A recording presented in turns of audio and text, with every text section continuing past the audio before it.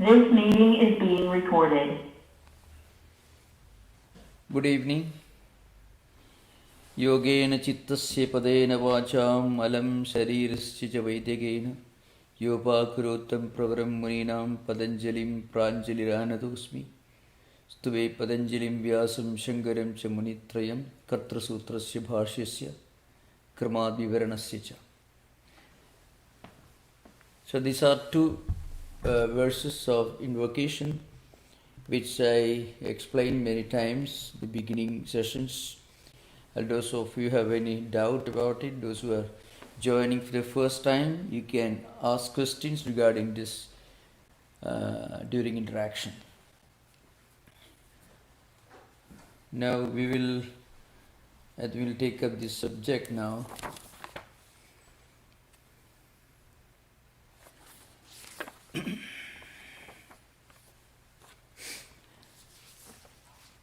We have already completed this subject. This 15th sutra we have completed. As an introduction to the 16th one, we discussed this, what we call Chaturvyuhas, means the quadrangle. Quadrangle, 4 factors, 4 sections put together, forming a group, which is the very basis of Indian school of medicine known as Ayurveda, and that is true of Yoga Sutras also. So, as you remember, in Ayurveda, of course, we have disease, the cause of disease, freedom from disease, and remedy for the disease. So, 4 factors. Technically called Roga, Roga Nidanam, Roga Nivritti, and Bhaishajya means medicine. Similarly, according to yoga philosophy, this life itself is a big disease. This embodiment is a state of imperfection. This is at the very root of the philosophy of yoga. Remember, not behind the psychology of yoga. The psychology of yoga deals with essentially a way out of this problem. But the philosophy of yoga, which is again linked to the philosophy of Sankhya philosophy, it essentially underlines the principle that this life, as we find in our everyday experience, is not the most desirable status that we can attain. It is essentially, inherently a state of imperfection. We will discuss this when we discuss the 18th sutra and also some of the coming sutras. We'll discuss this. So, what constitutes the quadrangle? One is heya. So, you find the word heya is used. There are some books published by Harvard Oriental Series with some translations. You find heya paksha means from the standpoint of heya, something to be get rid of. That is the meaning of heya. Something to be cured, something to be remedied. That's the first element in the quadrangle of yoga. The second element is heya hetu, cause of this. So what is to be got rid of? Dukkha. Dukkha here means a state of imperfection. What is to be got rid of? That is dukkha. And then what is the cause of this dukkha? Association between Purusha and Prakriti. So you find Drisyayoho Samyogaha. That is the language Patanjali employs. The association between Purusha and Prakriti. That's again we will discuss in the coming sessions. Hanam means eradication, removal of this dukkha. So, in other words, this state of embodiment should be got rid of. What it means is we must evolve further. That is the implication. Please remember this. This is very important. Eradicating of life is not is what is meant. Eradication of this state of imperfection. That's the meaning. How do we do that? By taking to yoga.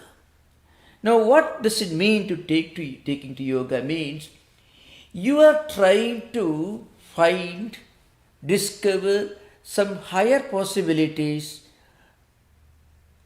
in our life, in our existence. Going beyond the physical, going beyond the material, and reaching the spiritual dimension of our life, our personality. So that is the implication of Hanam, means eradication. Hanopaya means the means, method, the instruments, the tools, the means for eradication of this state of imperfection. How do we do that? By practicing this higher knowledge, this higher awareness. Viveka Khyati, that is the technical word used in the yoga vocabulary, which has got 7 stages in its evolution. So this is the essence of this. Now I shall try to explain the Sankhya philosophy, which I have already done a few times, but this time we have to do it more elaborately.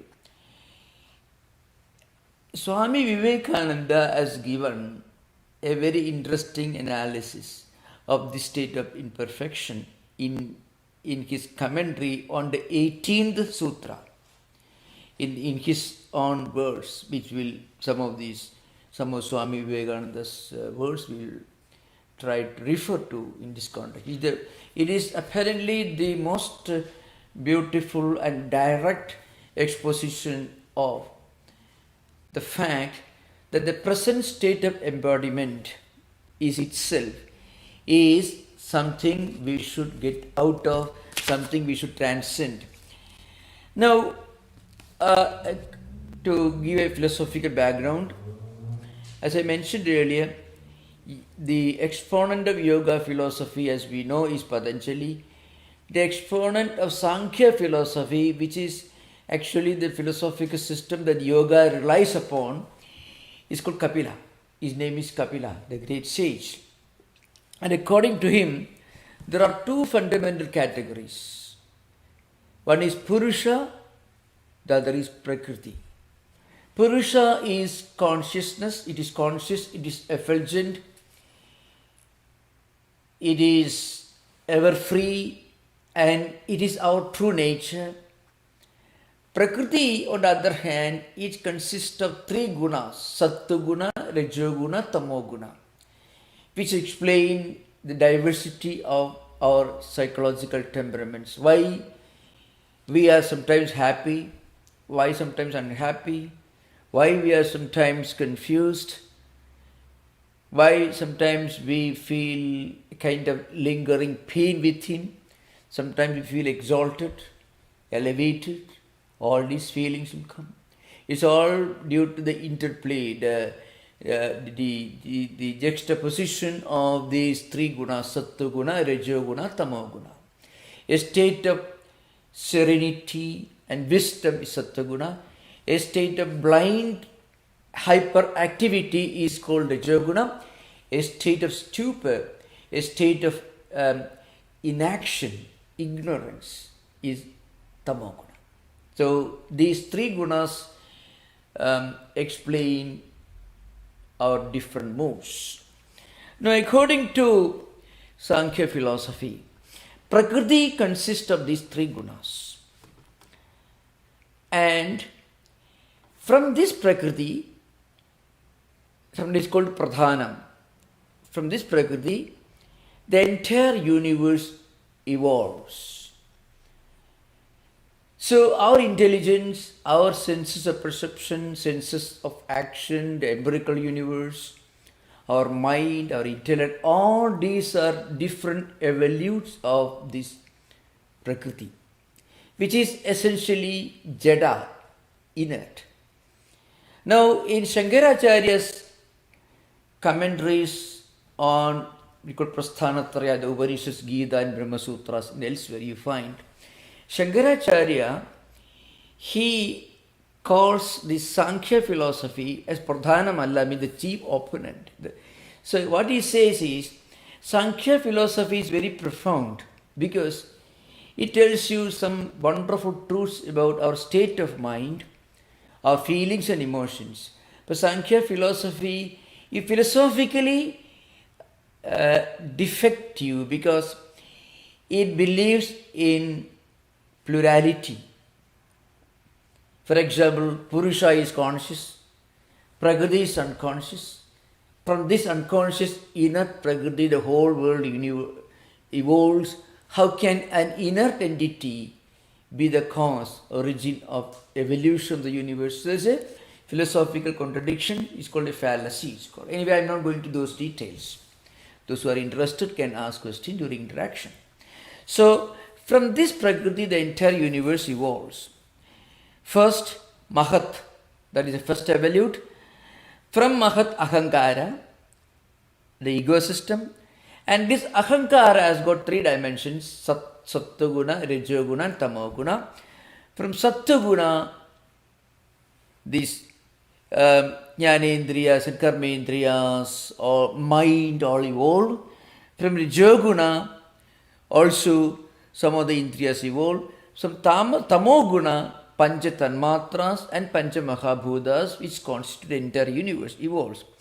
The well-known verse in this Sankhya Karika is Mula Prakriti Avikriti Mahadadhyaha Prakriti Vigritaya Sapta Shodashagastu Vikaro Na Prakriti Na Vikriti Purusha. So Purusha is neither Prakriti because it is not what you call an evolvent. Evolvent means the source of evolution.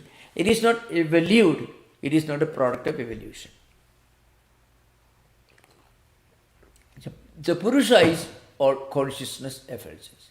But Prakriti is the fundamental, the original source of evolution. Now somehow what happens, we have forgotten our true identity, our true personality, that we are Purusha.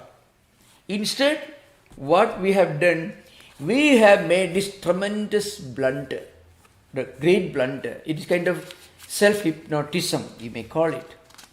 So Vivekananda sometimes uses the word self-hypnotism. And he says we should de-hypnotize ourselves. Means we should try to get out of this state of hypnotism. Means we should become aware of our true identity.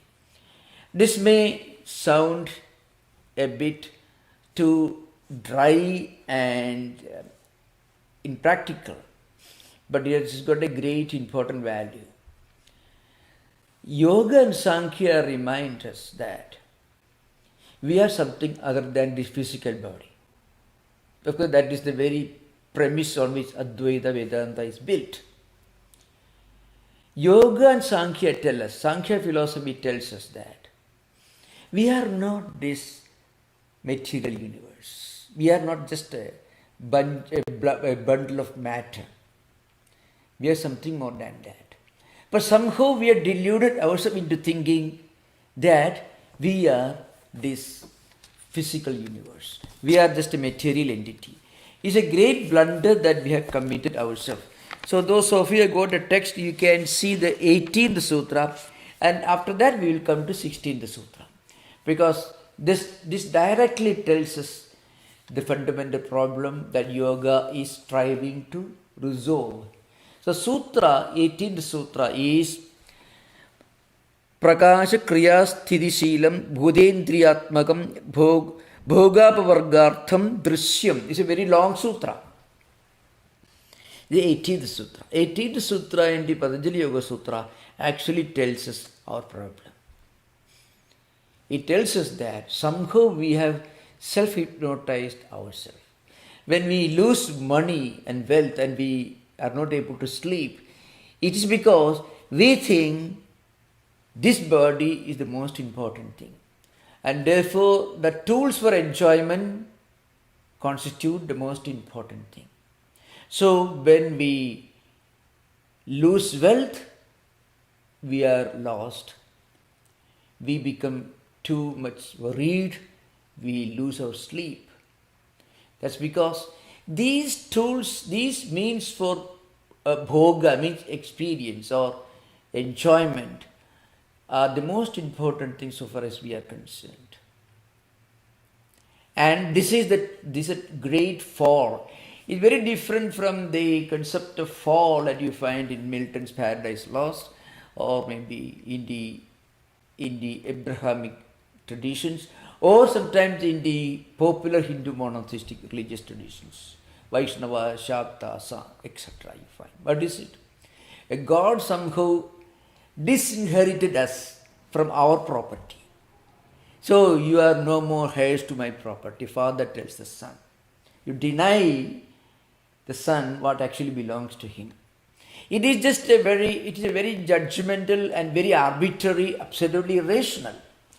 But Sankhya and Vedanta tell us that we have somehow forgotten our true inheritance, our true spiritual inheritance. We should reclaim our spiritual inheritance. And according to Patanjali, yoga is the means for gradually reclaiming our spiritual inheritance. So the sutra is this. It can be split into smaller words. That's what it in Sanskrit is. Drishyam prakasha kriya sthidishilam bhudendriyatmakam bhogapavargartham. This is the sutra. The drishyam, it comes at the end of the sutra, but if you put it in the prosa, logical prosa, drishyam should become at the beginning of the sutra. So what it means is, these experiences composed of different elements and organs is actually of the nature of illumination, action and inertia. These three gunas. That's what it means. So different indriyas, different elements, different characteristics, mind, intellect, all these. And in reality, what happens is,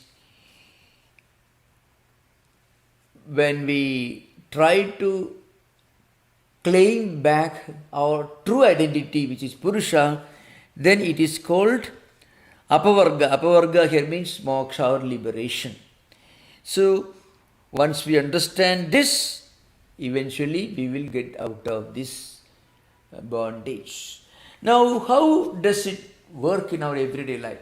So Swami Vivekananda, more than 120, 30 years back, he has given arguably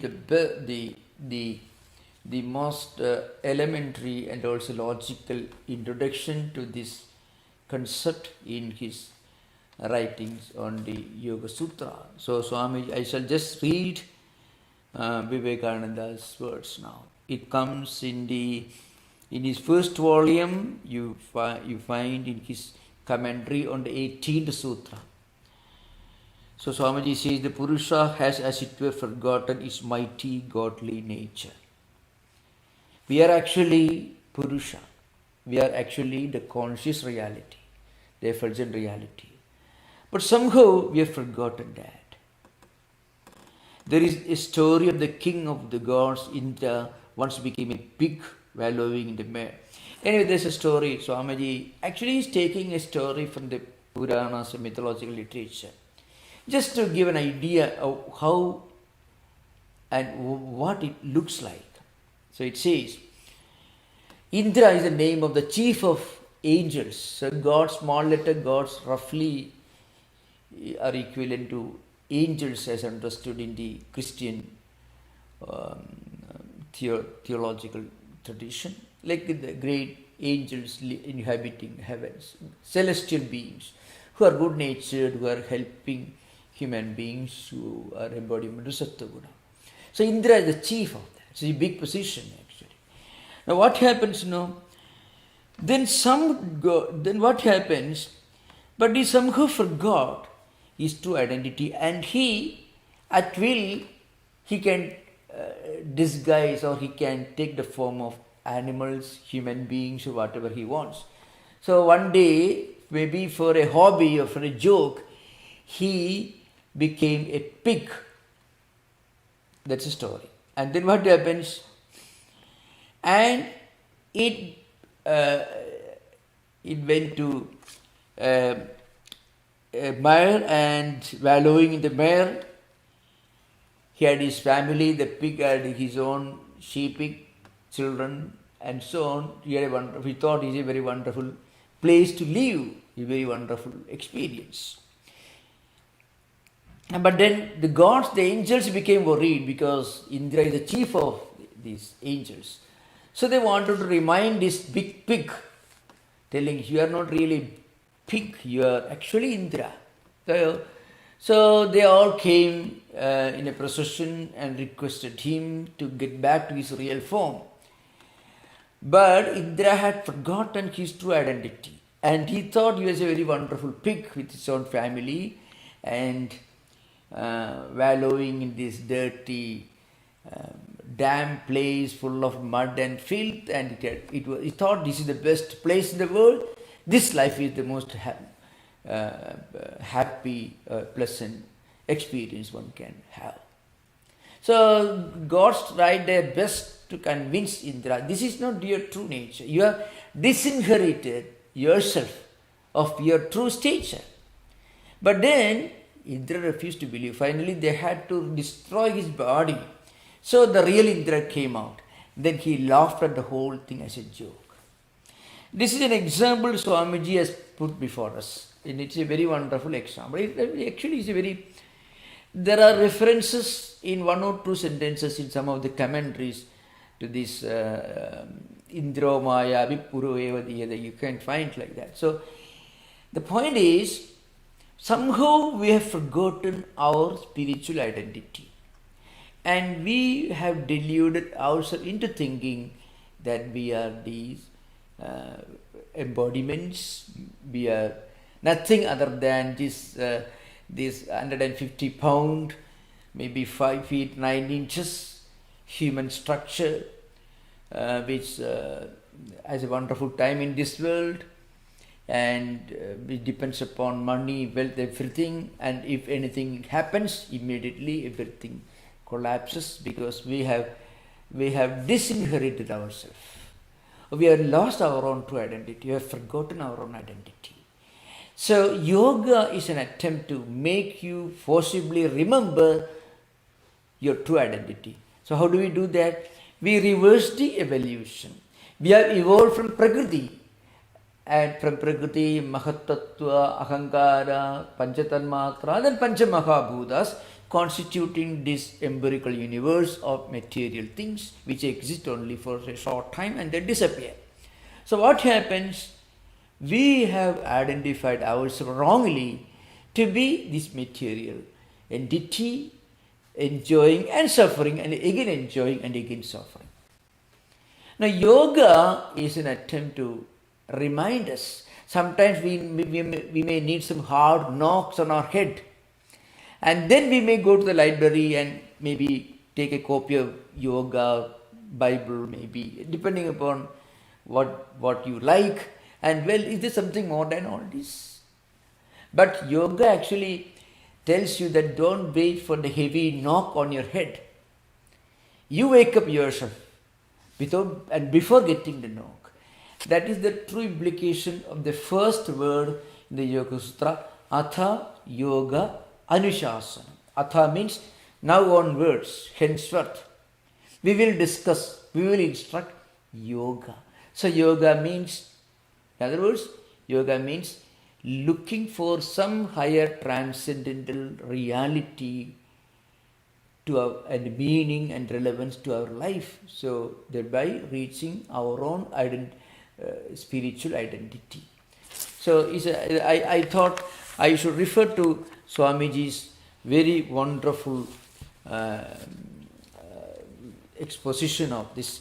Now we will come to the 16th sutra. 16th sutra is Heyam Dukkham Anagadam. So what is heya? Yeah, heya means tyajyam, something to be got rid of, something to be renounced, something to be transcended, something to be removed. That is heyam. What is heyam? Anagadam dukkham. Anagada means not yet arrived, yet to come. That is anagadam, not naagada. Means something that is not yet arrived, what is going to happen, what could happen. That dukkha, that state of imperfection should be got rid of. So if we can study yoga, yoga places a mirror in front of us. And if we study Yoga Sutra, whether you need not even believe in God, and that's the beauty, the charm, and also the uniqueness of yoga. Yoga can be studied in a very secular manner. Yoga Sutras do not constitute a religious text. So people who don't want to have anything to do with religion, they are welcome to study yoga, because yoga actually tells us all about our life, its meaning and significance. And so yoga says, anagadam dukkham heyam.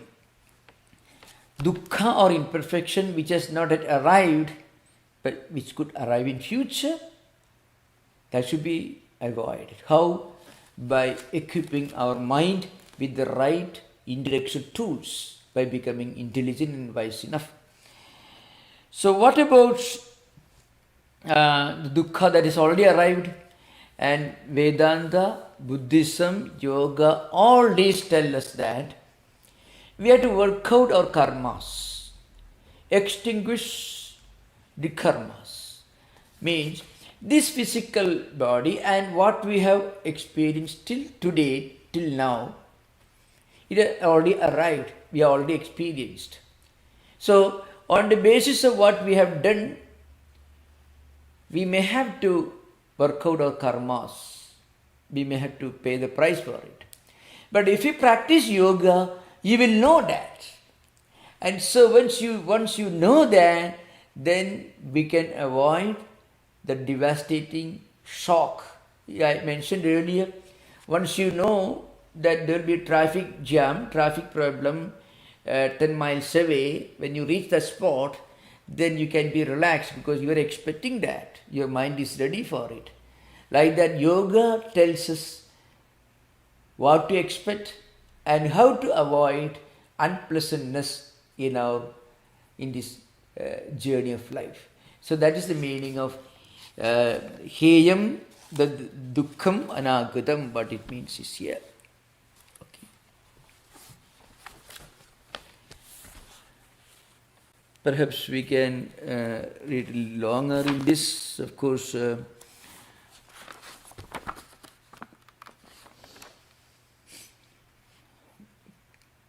This chain of suffering has already begun to be worked out, but we can avoid the problems that we may have to face in future. The next sutra is Drigdrisyayogo Samyogo Heya Hetuku.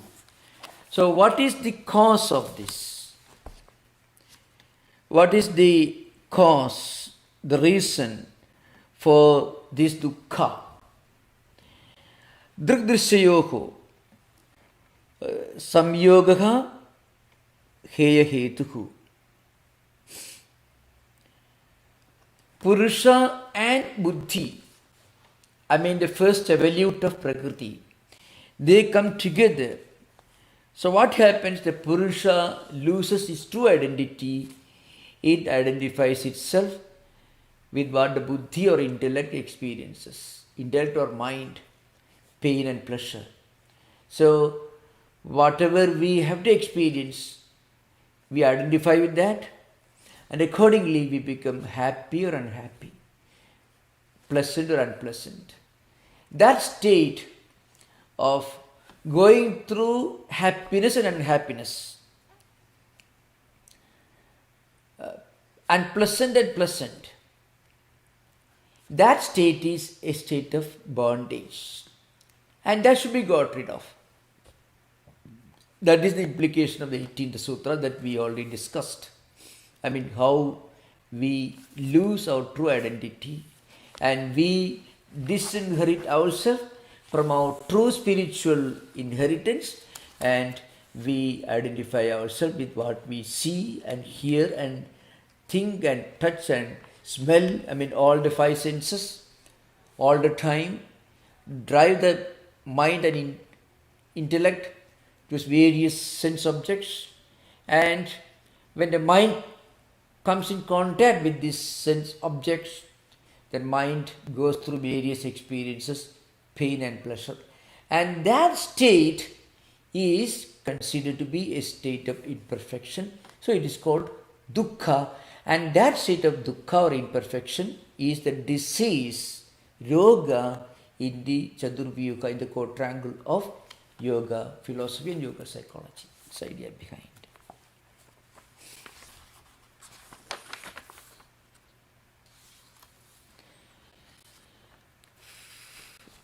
There, of course, there is according to Vyasa, the commentator Vyasa gives an example. I may, two words are here. Drashtu drishyayoho. So drashta is the word. Drashta means the experiencer, the perceiver, the subject, the witness. That's the drashta. That is Purusha. That is our true identity. Drishya constitutes these evolutes. Whatever we experience is drishya. Drishya literally means what is seen. But by implication, it means what is heard, what is smelt, what is touched, and what is tasted, and what is seen. So all these five senses which experience the empirical world and bring their sensations to the mind, delude the mind into thinking that it is part of this empirical universe. And eventually our true identity, Purusha itself, gets hypnotized and deluded into thinking that it is not Purusha, and it wrongly identifies itself with Prakriti. So according to yoga philosophy, all the problems are because we forget our true identity. Once we remember our true identity, we will be able to experience, and we will be able to correctly understand and interpret what we experience in the empirical universe. We may have to go through unpleasant and pleasant experiences. The point is, our firm conviction and our own true identity that we are the Purusha will help us to look at this empirical universe and experiences coming from the empirical universe as part of the game of life. So we will be able to see them and experience them without being affected by them. That's called witness. So remember, when you read Swamiji's complete work, sometimes you have to remember, you may find Swamiji equates Purusha with Atman. So that is an important point, remember. The one fundamental difference that you find in the modern translations of Yoga Sutras and Swami Vivekananda's interpretation is Swamiji has given a philosophical interpretation to Yoga Sutras from a highly metaphysical and spiritual perspective. So very often Swamiji has identified Purusha as Atman. There is a reason for this. In Shankaracharya's commentary, Shankaracharya, who established Advaita Vedanta, he says this Purusha is consciousness, is conscious, but then it cannot be just inactive, because according to Sankhya philosophy and yoga philosophy, Purusha is consciousness but inactive. Prakriti is inert but active. That's why Prakriti becomes the cause of evolution. Swamiji, on the other hand, has interpreted Purusha of yoga philosophy as Atman, identical with Atman, which is the witness. When we, according to Vedanta also, when we identify ourselves as something that goes beyond the body, mind and intellect. When we assert our true identity that we are Atman, then we will be able to live in this world. You may have to face problems, but you know that problems are part of this imperfect world. Because basically the word itself is dukkha. Dukkha means incomplete or imperfect. It is a mixture of good, bad and good, bad coming one after another. That is sattva-guna, rajo-guna, tamo-guna. And you are the real Atman, the witness, the Purusha. And once you realize this, you will be able to live in this world, you will be able to witness and see everything around you, and at the same time you will be able to detach yourself from all this. So you won't worry about it. That ability to detach ourselves by asserting our true spiritual identity, that is the real purpose of yoga. So Swamiji has given a very philosophical interpretation from a spiritual perspective. So those who read Sankhya, Yoga Sutra translations elsewhere will be puzzled because really speaking, Yoga Sutras by themselves do not have a very strong metaphysical foundation. Its conclusion is a bit shaky, but its analysis is absolutely wonderful. So Vedanta has taken the yoga analysis of mind and universe completely, but Vedanta doesn't accept its conclusion, because the conclusion according to yoga is these two, Purusha and Prakriti, remain eternally distinct and different from each other. They are two fundamental categories. That's what, but Vyasa says, Buddhivrittehe samvedanasya pratibimba pratidhvanivat ayam prayogaha. That's a very interpretation. What it means is, this Purusha is it is the reality reflected in buddhi, according to Vyasa. Another very important statement that Vyasa says is, Drishyam ayaskanta manikalpa sannidhi matropagari drisyatvena bhavati purushasya swam drishyarupasya swaminaha. What it means is, our mind, chitta, this mind, like a magnet, helps by its proximity and by its objectivity, becomes the property of Purusha, its proprietor, which is the nature of pure consciousness. So what happens is, this action of the buddhi has been compared by Vyasa to that of a magnet. So what happens is, our intellect or mind, it naturally gets attracted to external objects. Like a magnet gets attracted to a piece of iron. And then this chitta, this mind, contains the properties, the characteristics and the reflection of these objects which are reflected.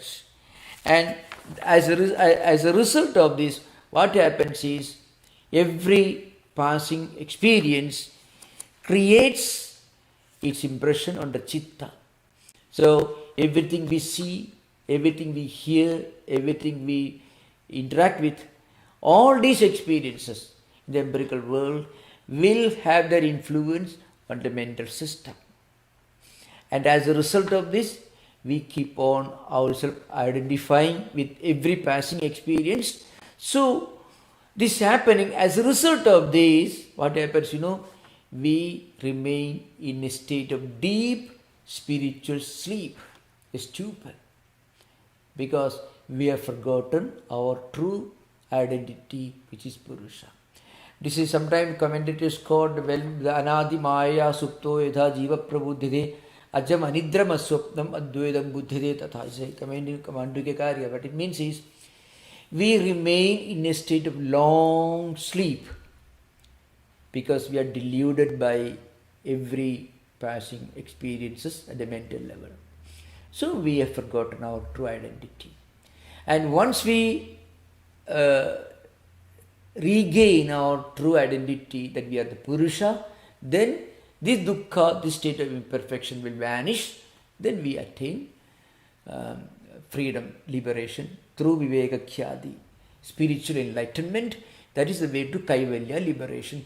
Very similar, these ideas are being taken by Buddhists also. In Buddhism, for example, Nirvana is the path for liberation. What is Nirvana? Nirvana is the result of our dictating, our ability to dictate the root of this cyclic rotation of life. Birth, life, rebirth. This continues, which constitutes Praditya Samutpada, this dual link. And the root of all this is desire. And this desire for external things. You remember the Trishna or desire in Buddhism, it has got a very powerful connotation. In the sense, it is the root cause of this cyclic rotation of life. I mean, going through this cyclic wheel of birth, life, death and rebirth. And when we practice this Ashtanga Yoga or the 8 disciplines, eightfold discipline, then we reach Nirvana, we get out of this cyclic rotation. Samyak Smriti, Samyak Sankalpa, Samyak Vyayama and Samyak Samadhi, all these. When we practice these eightfold disciplines, we get back to our true identity. So many Buddhists have taken the yoga psychology and yoga philosophy completely and interpreted it according to themselves. And especially Yogacara philosophy, it's part of Mahayana Buddhism, has borrowed a lot of these ideas from yoga psychology and yoga philosophy. I think we have already finished the 18th Sutra, now we go to 19th Sutra. 19th Sutra gives nothing but an analysis of the evolution. Okay. So 19th Sutra is Vishesha, Avishesha, Linga, Matralingani, Gunaparvani. That's the meaning here. So Vishesha, the word Vishesha here means 5 elements and 11 senses of perception and senses of action. One sense is mind. So mind is called an Indriya in the yoga system and also in the context of Vedanta. Mind is a sense, like the eyes. It included in that category, though mind is superior to the 5 senses of perception. So these 11 senses, I mean the 5 senses of perception and the 5 senses of action and mind, they are called Visheshas. And plus 5 elements which constitute the universe, empirical universe. And again the Ahankara, the ego system, and the 5 Tanmatras, the subtle elements of 5 elements, etc. And then Lingamatram, which is actually the first evolute of Prakriti, that is Mahatattva. And then Mula Prakriti, that is Prakriti itself. All these are nothing but manifestations of Sattva Guna, Rajo Guna and Tamo Guna. In other words, this particular sutra tells us that everything is nothing but a constitution of the 3 gunas. These 3 gunas determine how we act, we think, we behave. When we see an object, how we interpret that object, what we see with our eyes. Our interpretation depends upon the particular guna that is dominant in our character. A man like Buddha will see something in one object. A different person who has not spiritually evolved may see something else because his mind reacts accordingly. And again, a person who is endowed with Rajoguna we'll see something else, something that prompts action. The same object may not attract a sattvic person because he is serene, is composed. But same object can prompt a person into dynamic action. And the same object, when a person endures the tamoguna, who is dull and inert by nature, he may not see any meaning in it. So these three gunas determine and constitute our action and response to various things in this world. The next sutra is 20th sutra. Drashta Drissimatra Suddhobi Pratyanupasyika. Drashta. Here, Drashta means the Purusha. Drissimatra. Drissimatra means it is Jnana Suruva. It is of the nature of ultimate truth or knowledge. It is Suddha. Suddha means pure. Purusha doesn't evolve. Evolution takes place at Prakriti. Prakriti is the source of our evolution because it is constituted by the three gunas. And these three gunas, due to the interchange and interplay, they cause the evolution of everything all the way from cosmic intelligence. It's called Mahatattvam or Buddhi in yoga system, all the way to the five elements. So yoga is nothing but an attempt to slowly de-identify ourselves with the five elements. When we see the empirical universe, when we interact with them, if we can witness them, see them without being affected by them, without being influenced by them, then what happens? We are evolved and we are slowly going beyond the five elements. Again, when we are able to de-identify, detach ourselves from something that attracts our mind, then we are evolving beyond mind. And again, at a higher stage, when we are able to detach ourselves from what our buddhi brings in, then we are evolving further beyond buddhi and we reach prakriti. At that stage, we identify ourselves with Purusha when we detach ourselves from prakriti. So it is called Pradiprasava or reverse evolution. So the purpose of yoga is to evolve further, not a physical level. There is no scope for further evolution to physical level, but there is a lot of scope for evolving at the level of culture, values and spirituality. That is the shortest, the simplest way of explaining the purpose of yoga. I mean, to evolve backward. Evolving backward means ascending. By evolution, we have come down to the lowest level, the rock bottom of five elements. Now we have to reverse this evolution. It may be called, counter evolution or reverse evolution.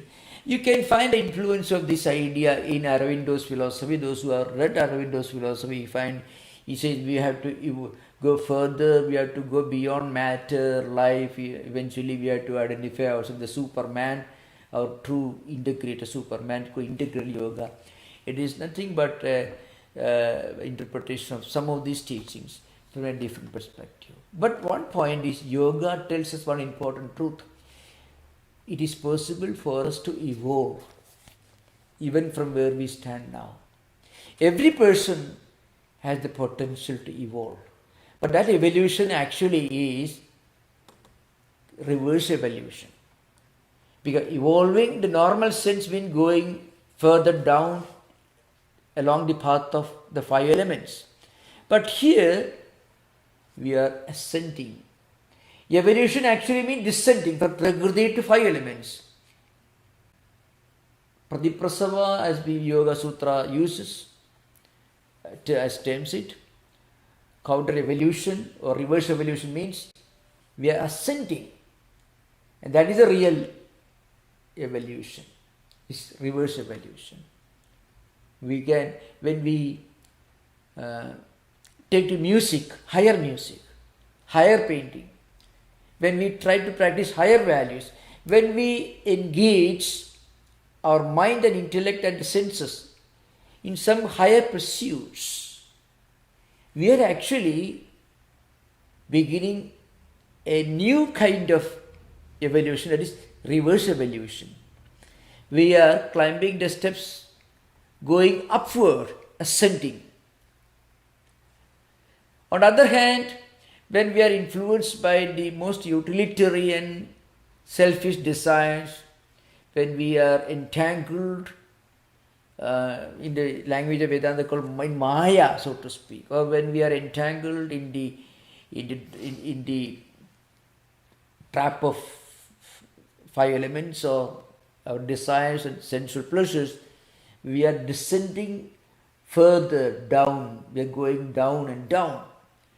But when we detach ourselves from all these by employing our time, energy and abilities and interest in some higher pursuits, we are slowly beginning to counter-evolve, means ascending, going beyond all this. That is the purpose of yoga. That is the real implication of Atha. From now onwards, we are going to evolve, not as we evolved till now, but evolving the opposite direction. It means ascent. Evolution, as we understand, is a descent.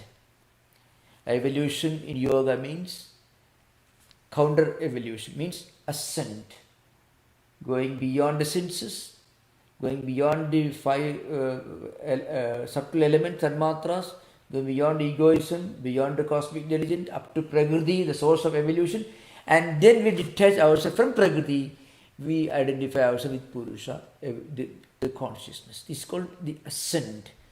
That's what you find in some ways in the Aurobindo's philosophy. Of course, slightly put in different language. Thank you. Now we have interaction. It's open to you. Most welcome. Yeah.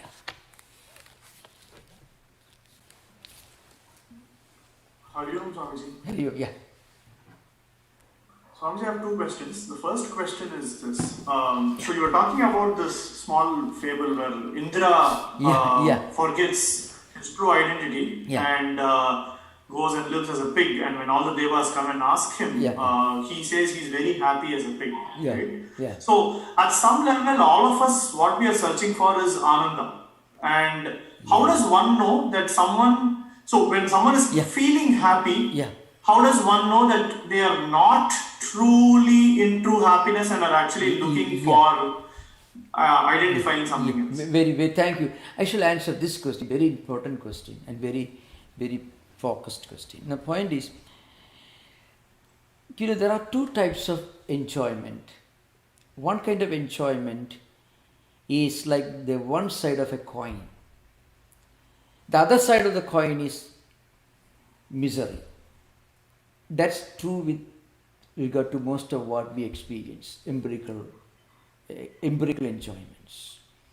So, in other words, this kind of enjoyment, worldly enjoyments, is not Ananda. The word Ananda has got a definite, well-defined meaning in Vedanta and of course elsewhere. This is only, it is only Sukham as we understand. Sukham, the Sanskrit word, not Ananda. It is only a temporary absence of misery. Because every feeling, every experience of enjoyment in the empirical world is only a temporary postponement or absence of misery. Because after this is over, even when your enjoyment goes down, you feel unhappy because you want more enjoyment. And even when you are status quo, then also you will be unhappy because you want more. And frequently, you won't be able to experience the same success, same enjoyment throughout continuously as an unbroken series. So, perpetual and lasting and continuous enjoyment is impossible in the empirical world. So that is one kind of sukham, as we call, enjoyment or happiness, the empirical sense. There is another kind of, it may be called blissfulness. It is not the absence of misery. It is bliss, it is enjoyment itself. It's like a coin with only one side, which is inconceivable in the empirical world. Now, that you can get only through identifying with something transcendental, something higher. Because when you have reached that level of ananda, which is the real meaning of ananda, then you'll be able to look upon both happiness and misery as the same. Because when you are miserable, you know it's not going to continue for too long. When you are very happy, you know it's not going to continue for too long.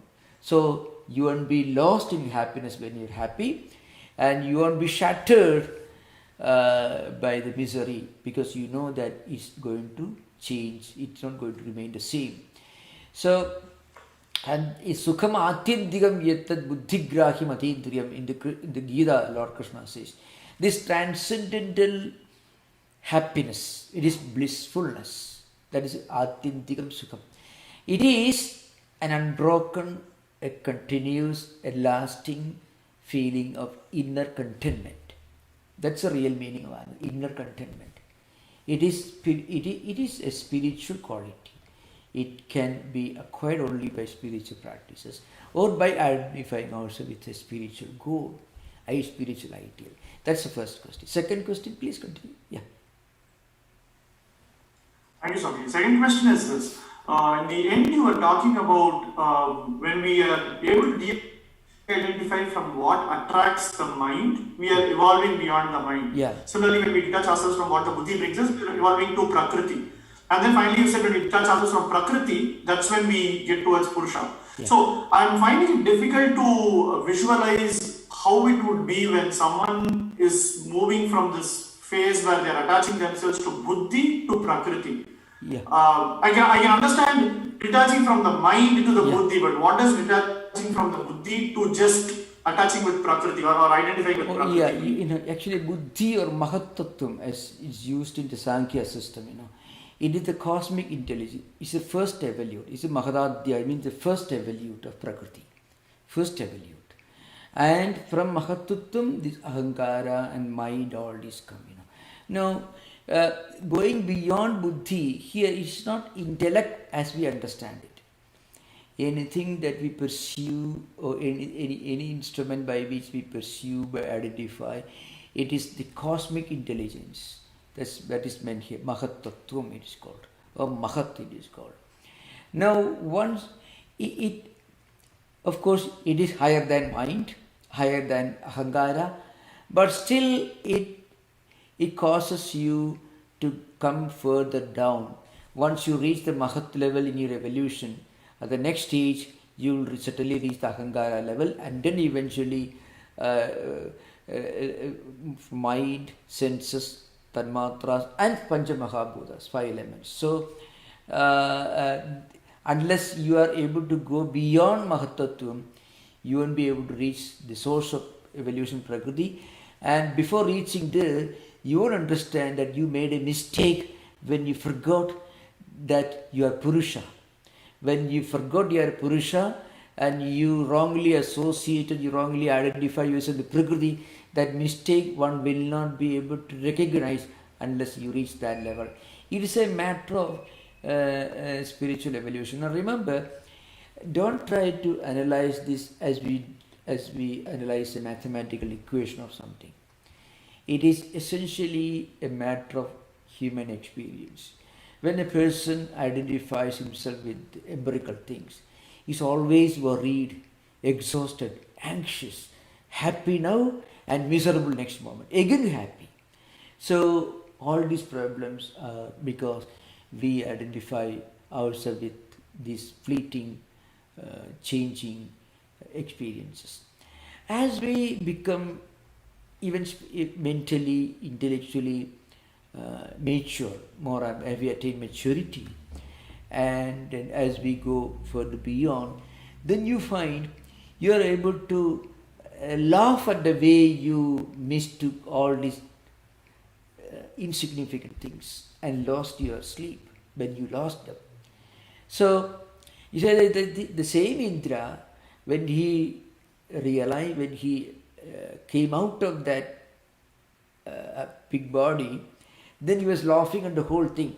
Remember, the story is given, actually Swamiji's genius was, perhaps such a story will give an idea of our true condition in this world, in his naked, in his total nakedness, so to speak. Because that's what we are doing actually. Sri Ramakrishna, Swami Vivekananda's guru, put in a much more interesting language. See, a camel goes on eating thorny bush, and it feels miserable, it feels pain, but it also tastes the blood that coming out of its own mouth, its own tongue, and it goes on eating more and more. Why? Because it enjoys the taste of the blood that is oozing out of his mouth, but it also crying and weeping and wailing. No, something like that. That is actually, I don't think there is a more apt illustration of the misery of human existence. Because that's true. Everywhere, today if you go to any university, any well-educated person, you ask, are you happy? I'm happy. After some time, he is not happy. So you find there is an inherent imperfection about everything. And everybody is aware of it. Everybody is aware of it. There is nobody in the world who is not complaining. I've seen that. That was the test that Buddha employed. Somebody came to Buddha, an old woman came. It's a parable. An old woman came and she complained she had lost her son. Crying and weeping. Buddha tried to console her. But Buddha couldn't do anything. Finally, Buddha gave her a little mustard seed. That's the story, maybe. No, it's another story. Buddha asked her to go about finding a home where nobody has died anytime. I think that's a story, parable. Buddha told this lady, you please go about and find out one home where nobody has died anytime. And she came back after a long time. She said, no, there is no home anywhere where nobody has ever died. So do you think everyone has experienced this? Yes. Then she was completely consoled. Like that, in reality, dukkha, dukkha is not misery in that sense. A feeling of incompleteness, a lingering feeling of incompleteness. But we should remember, we already discussed in the 15th Sutra, this higher feeling of imperfection is a luxury, a special luxury reserved for mature people, evolved people. That's why in Parinama Tapasamskara Rehi Guna Vishesha Dukkhameva Sarvam Vivekinaha. For whom does this world feel incomplete? Vivekinaha. Viveka means those who are highly evolved. Those who are highly evolved, that's why Vyasa says, Yoginameva Krishnadi. The Parinama Dukkhada Nama, this Parinama Dukkha, this kind of inherent imperfection with the world and all its worldly enjoyments and sufferings, all that we normally call worldly enjoyments, it is a source of misery, not for everyone. The pig was very happy. Pig had to come out of its body to understand that the life of a pig is not something very wonderful. When the pig was a pig, he thought it's the best thing that he can have. That's what Swamiji says. Similarly, those who are not highly evolved, for them, this world is wonderful. It only means they have to take maybe a few thousands of life cycles to understand, well, there is something imperfect in this. So it is a symptom of spiritual and intellectual maturity. Remember, this is very, very, very, very, this is a very important principle. It's not misery for everyone. is a misery for those who are highly evolved. That's an important point. Yeah. Thank you so much. Thank Pranam Maharaj. you. According to Sankhya and Yoga, the Prakriti evolves into Buddhi and then Ahankara and then three gunas. But according to Bhagavad Gita, chapter 18, Lord Krishna says, Karta and Buddhi have three gunas. How do the evolutes affect the previous? Kartrutvam and Bhoktrutvam. I mean, I am the doer, I am the enjoyer of what I am doing. All these happen, all these feelings come to us when we are not reached the highest spiritual realization. Kartrutvam and Bhoktrutvam are depicted as signs of avidya or ignorance. We call it perfection, of course, that's not dukkham, in that sense not used in Gita. So Kartrutvam and Bhoktrutvam, these are signs of avidya. Remember. So that's an important point. If a person feels aham karta, aham bhokta, it's only because of avidya and ignorance. Those who have reached spiritual realization, for them, karmanya karmaya pasyet, akarmani cha karmayaka, sabuddhiman manusheshu sayukta krishna karma krita. So sabuddhiman manusheshu sayukta krishna karma krita. So Krishna uses sabuddhiman, he is the really spiritually intelligent man. Krishna karma means he is doing everything. Yukta means yogi. See, a yogi is the wise person and is the one who does everything. Who?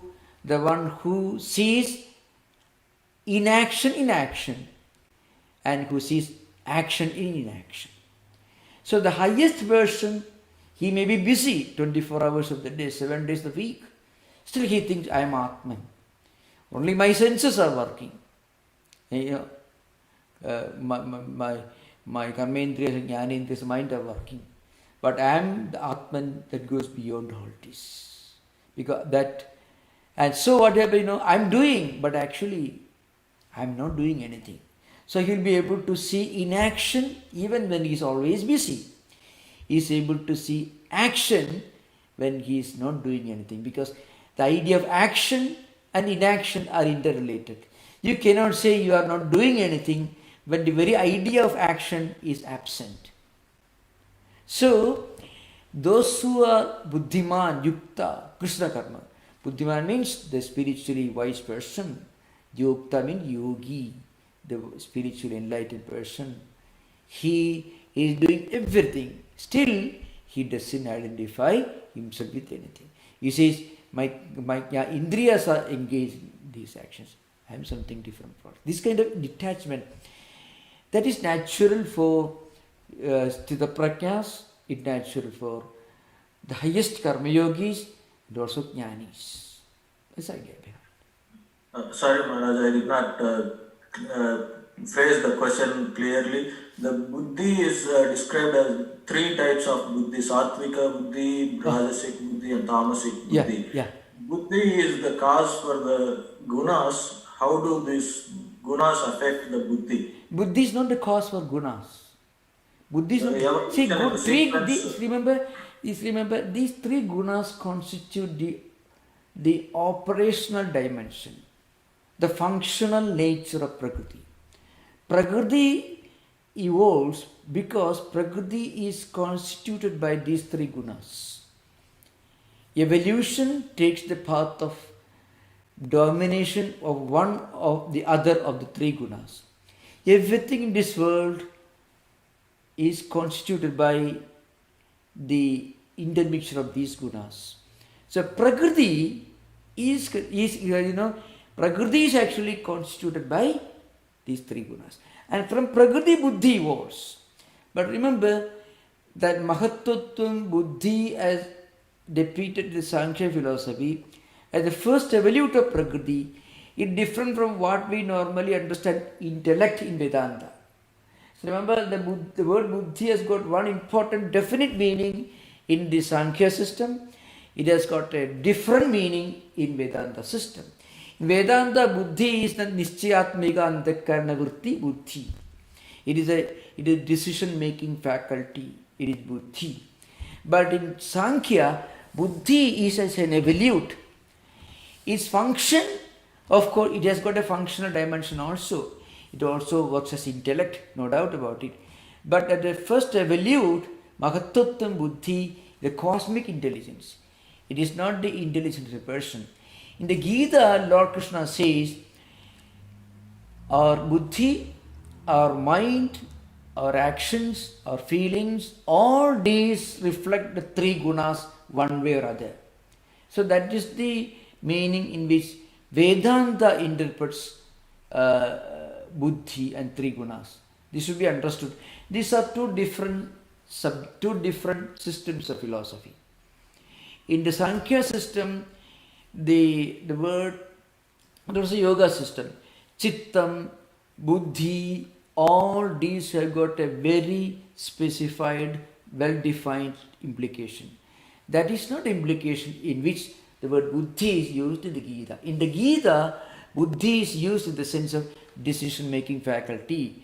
And that is nischayatmika antakarana vritti buddhi. That's sankalpa vikalpatmika antakarana vritti mana. These kind of distinctions are not found in the yoga system. This is understood, remember. This one. So another interesting I tell you, mind in Sankhya system is one of the evolutes of ahankaras. But buddhi in the Sankhya system is higher than ahankara. It is the first evolute. From mahattatvam buddhi, ahankara comes. And from sattvika ahankara, mind comes. Rajasya ahankara, indriyas come, and so on. So remember, the meaning of buddhi in the Sankhya system, yoga system is different from what it implies in the Vedanta system. So one should study the bhashyas properly to understand what a particular term implies in the Gita system. The nischayatmika antakarana vritti buddhi. This is Shankaracharya's definition. It is actually Vedanta Sara and Vedanta Paribhasha elsewhere. Okay. Thank you, Maharaj. Thank you.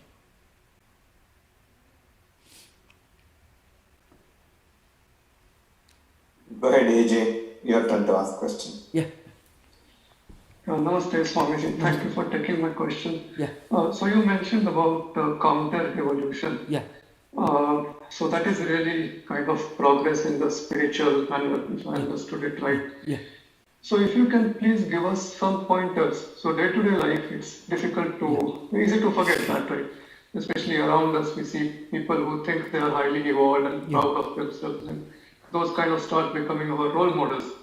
So maybe, during the day, end of the day, what should we look for to ensure that we are kind of keeping in mind the counter evolution and some of the things we practice that will help us move towards counter evolution? Yeah. Okay, I will tell you. In the first sutra of Sadhanapada, that is Tapaswadhyaya Ishara Pranidhananani Kriya Yoga, the first sutra of Sadhanapada.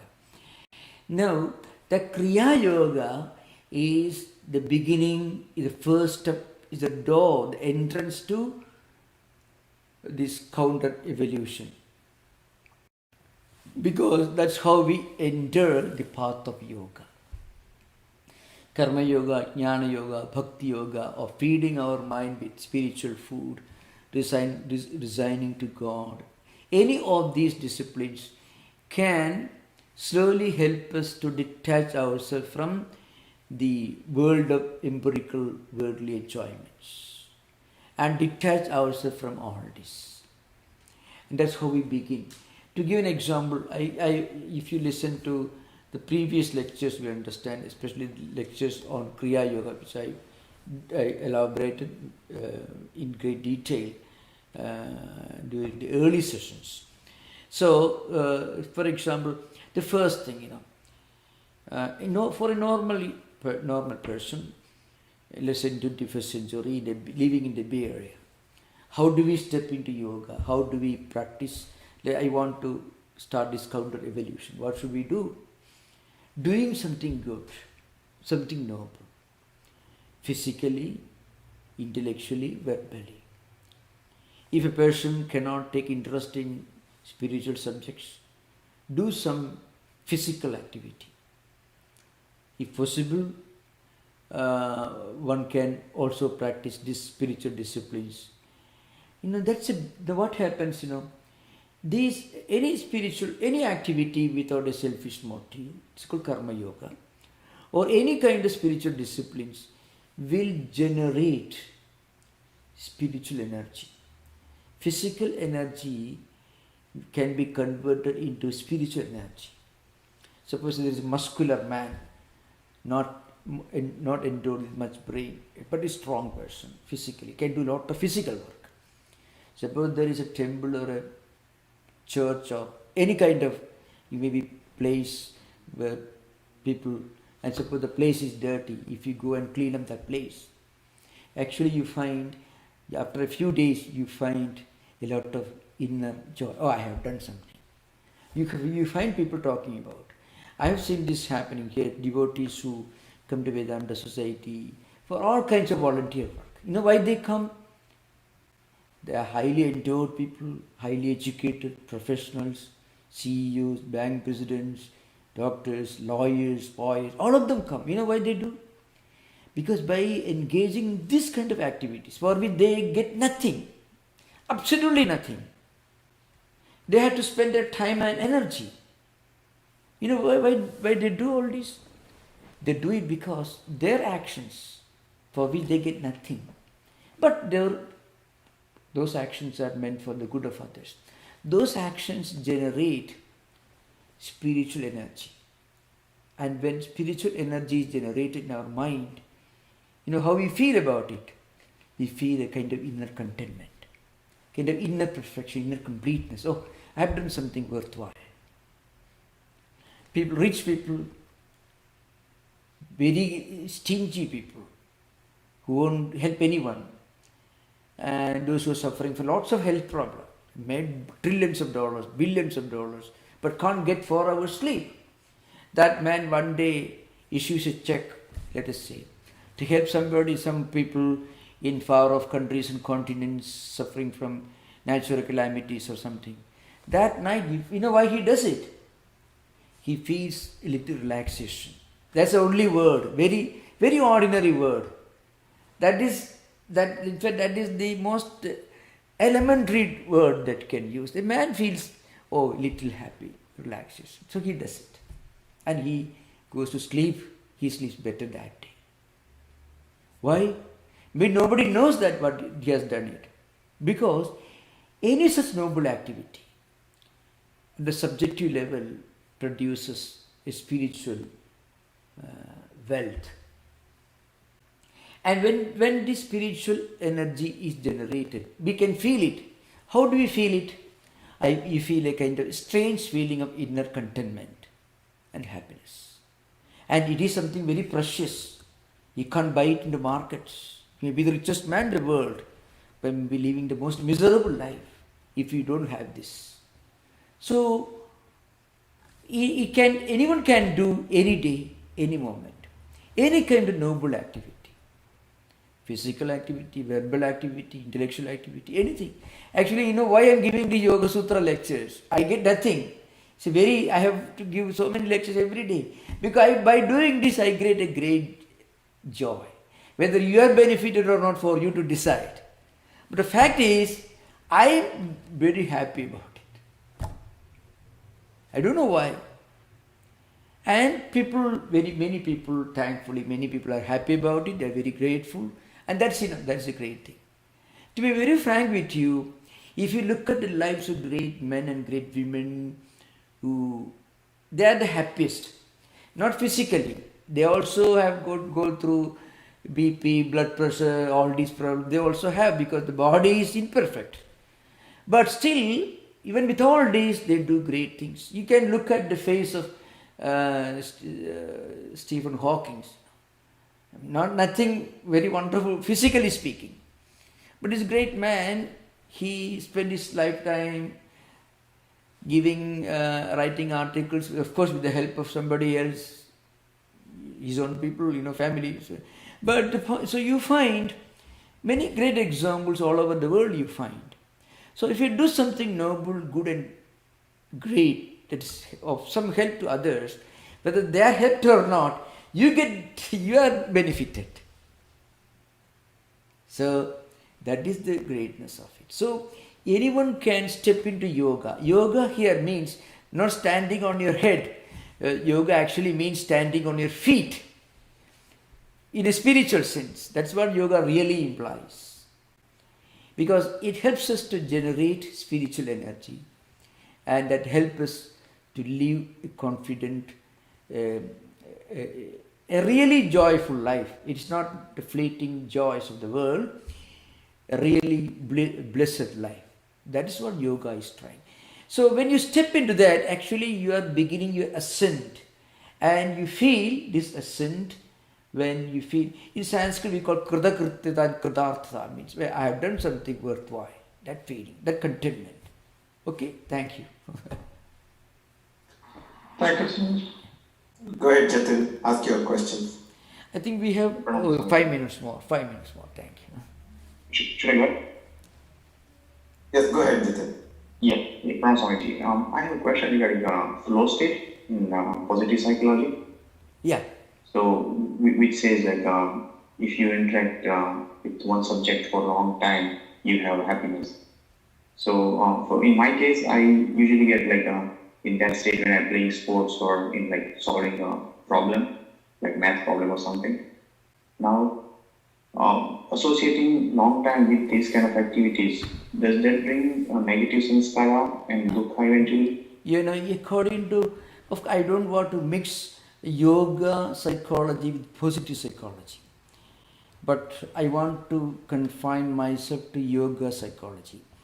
Now, from a yoga perspective, if you are interested in cricket and you go on playing cricket, if you are interested in mathematics, you go on doing solving mathematical problems. That need not necessarily produce spiritual energy. That's something very important. It's a matter of your interest. But suppose you are doing this without any selfish motive, without any professional obligation, because it's part of your professional obligation, then many other factors are intertwined about it.